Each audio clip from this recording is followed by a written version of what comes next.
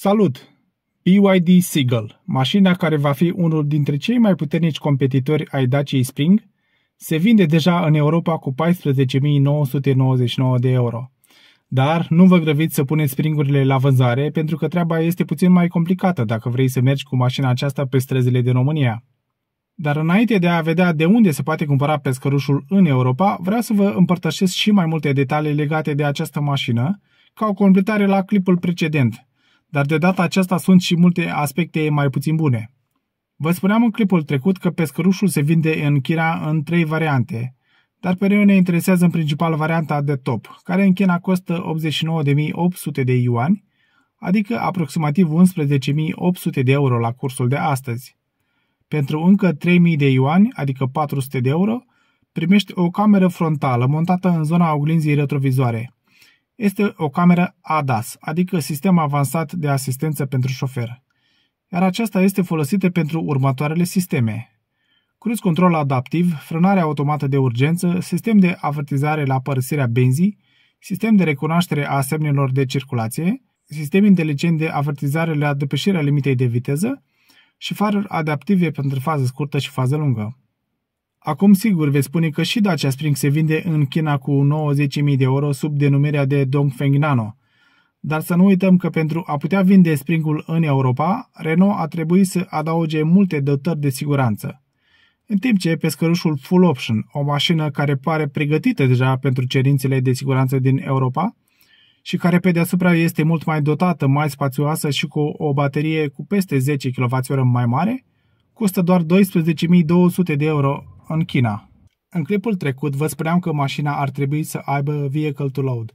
Și așa este, iar această dotare este standard pe toate versiunile și conform manualului de utilizare din China, puterea maximă este de 2,2 kW și funcționează dacă bateria este încărcată minim 15%. Pe toate versiunile avem și management termic al bateriei, dar aici avem o diferență între versiuni. Adică avem încălzirea bateriei pe toate versiunile, dar răcirea este cu lichid doar la versiunea de top. În timp ce primele două versiuni de echipare, care au bateria mică de 30 de kWh, au doar răcire pasivă. Versiunea de top, pe lângă faptul că are o baterie mai mare de 38 de kWh, are și viteza de încărcare mai mare de 40 de kW. Și având atât încălzire activă cât și răcire activă, asta se traduce într-o curbă teoretică de încărcare mult mai bună în condiții de temperaturi foarte scăzute sau foarte ridicate. Dacia Spring nu are niciun fel de management termic și asta se resimte foarte mult în viteza mică de încărcare atât iarna cât și vara. Springul are o baterie ce folosește chimia NMC, care teoretic se comportă mai bine la frig decât chimia LFP folosită de BYD. Dar în realitate Springul se încarcă extrem de greu pe DC când temperatura scade sub 0 grade, tocmai pentru că bateria nu este preîncălzită. Bineînțeles că este de preferat să ai și încălzire și răcire active, dar mai ales în cazul bateriilor LFP, încălzirea este mult mai importantă decât răcirea. Toate versiunile pescărușului au același motor de 75 de cai și 135 de Nm, iar viteza maximă este de 130 km pe oră. La Spring Extreme motorul are 65 de cai și 113 Nm, iar viteza maximă este de 125 km pe oră.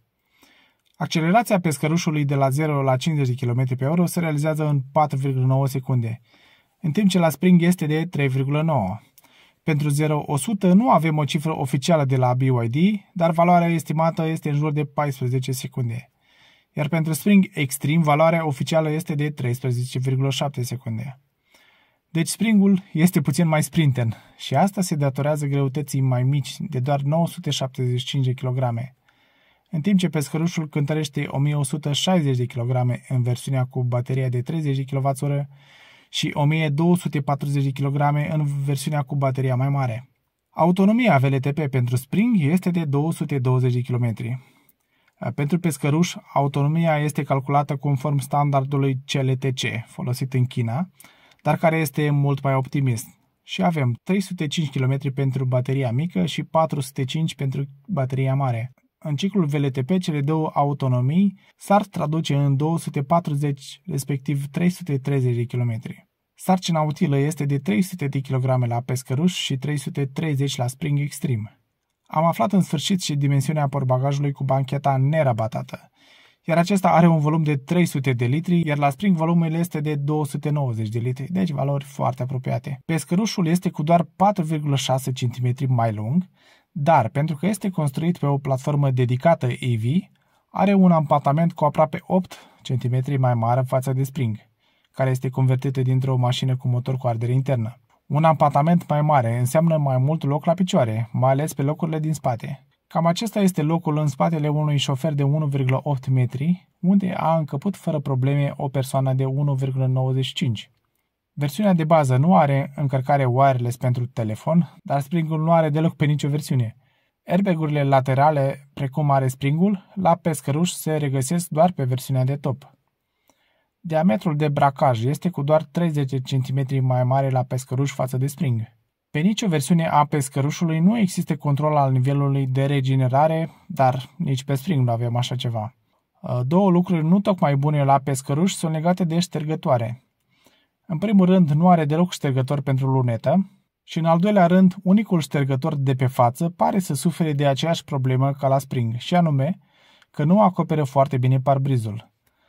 Dacă la Spring problema principală este că nu ștergi suficient în zona șoferului, la pescăruș problema pare să fie dimensiunea prea mică a ștergătorului.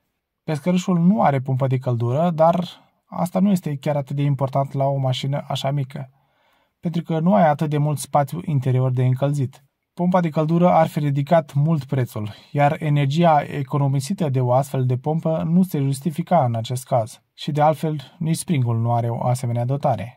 O altă asemănare nu tocmai bună cu Dacia Spring este controlul manual al climatizării, care la pescăruș se realizează prin intermediul tabletei centrale. Alte trei mici chichițe, să zicem așa, la pescăruș: reglajul electric este disponibil doar la scaunul șoferului, centurile nu au reglaj pe înălțime și doar geamul șoferului este cu impuls. Mașina se poate cumpăra în Europa, după cum vă spuneam la început, cu 14.999 de euro, în Republica Moldova, de pe evidrive.md. Dar, cum Republica Moldova nu este în UE, nu prea ai cum să o cumperi de acolo și să circuli cu ea în România, pentru că ar trebui să plătești taxe vamale, TVA, omologare, iar prețul ar sări de 20.000 de euro și ar mai fi desigur problema serviciului și garanției. Dacă stai să te gândești că un Spring sare de 23.000 de euro, iar Dacia stă foarte prost la capitolul piese de schimb și service pentru Spring, parcă 20.000 de euro pentru pescăruș nu mai pare așa de mult. Eu am vorbit cu băieții de la EV Drive și sper să am ocazia în viitorul apropiat să ajung la Chișinău și să văd mașina live și desigur să o filmez, așa că nu uitați să vă abonați pentru a nu rata viitoarele clipuri despre cel mai tare concurent al Dacia Spring. Toate cele bune!